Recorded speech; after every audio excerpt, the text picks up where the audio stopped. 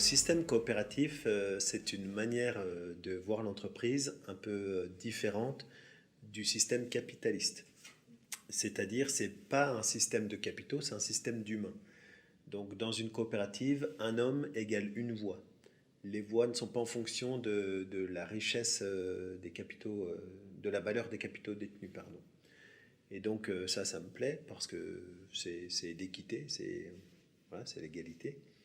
Et puis surtout, c'est une protection pour que les décisions soient prises toujours euh, pour l'humain et non pas pour les capitaux. Voilà, comme un homme égale une voix, tout le monde vote à égalité et c'est pas ceux qui ont le plus d'argent, justement, qui vont emporter toujours pour des raisons de meilleur profit ou autre.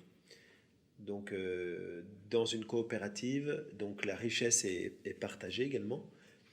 Donc, une coopérative a vocation à, à enrichir un groupe de sociétaires donc, qui ont des intérêts communs.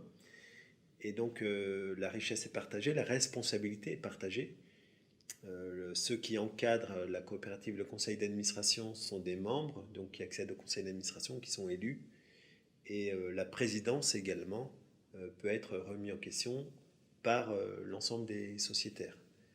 Voilà, donc c'est un mode de gouvernance qui est beaucoup plus respectueux des intérêts humains que des intérêts des capitaux.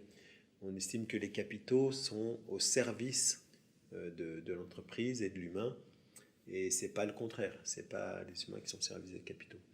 Donc voilà, et ça, c'est vraiment l'ADN d'Emery, ça colle vraiment à ce que je cherchais.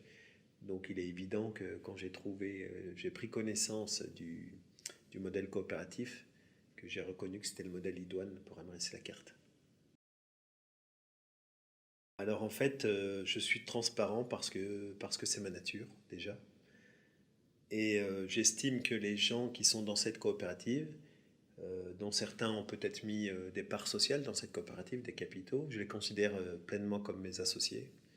Et ils ont le droit d'accéder à toutes les informations. Les clients également qui nous font confiance, j'estime qu'ils ont le droit de savoir comment utiliser l'argent, quel résultat on a, quel chiffre d'affaires. Donc une transparence est visée, oui, tout à fait.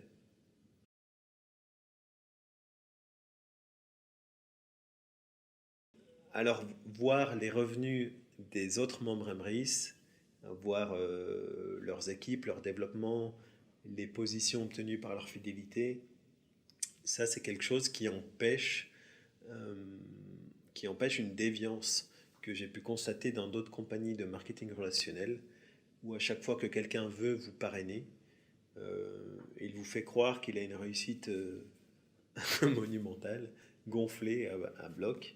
Et en fait, il y a quand même très souvent, il y a très souvent un peu du mensonge ou voilà, des réalités un peu travesties quoi, par les gens qui font du marketing relationnel. Et je voulais pas que ça existe chez Maurice Lacarte. Donc, dans mes valeurs, j'ai la transparence, j'ai la vérité, à laquelle je suis très attaché, je suis extrêmement attaché à la vérité, et l'intégrité. Donc, Emrys permet à tout le monde de voir tout ce qui se passe chez Emrys, pour tout le monde.